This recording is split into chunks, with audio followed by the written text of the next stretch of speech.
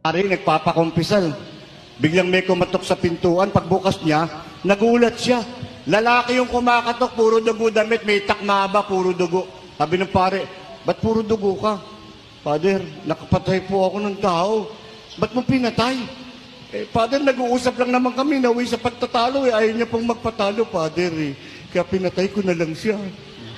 Ano naman ang pinag-uusapan yung nauwi sa pagtatalo para maging dahilan para patayin mo? Pinipilit niya yung kanya, Father. Sabi niya kasi, meron daw Diyos, may Diyos daw.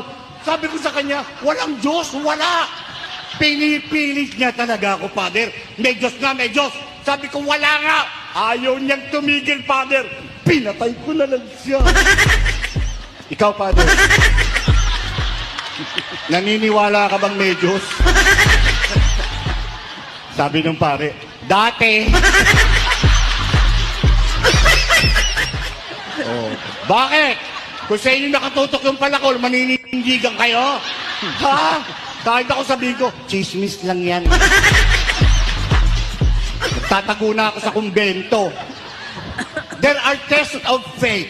Kapag dumaraan tayo sa mabibigat na pagsubok, alam naman ng Lord na pinanghihinaan din tayo ng loob. Dasal ka ng dasal, wala naman nangyayari.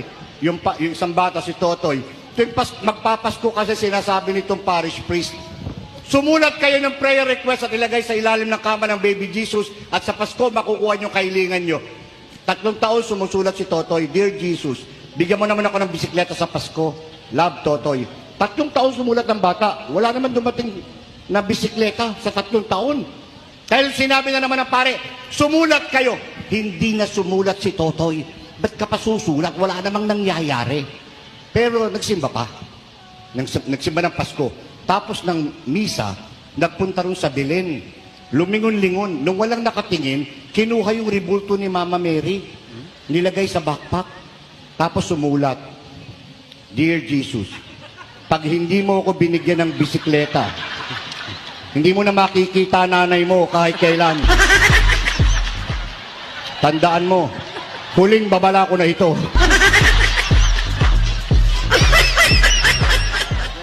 Kidnap for ransom!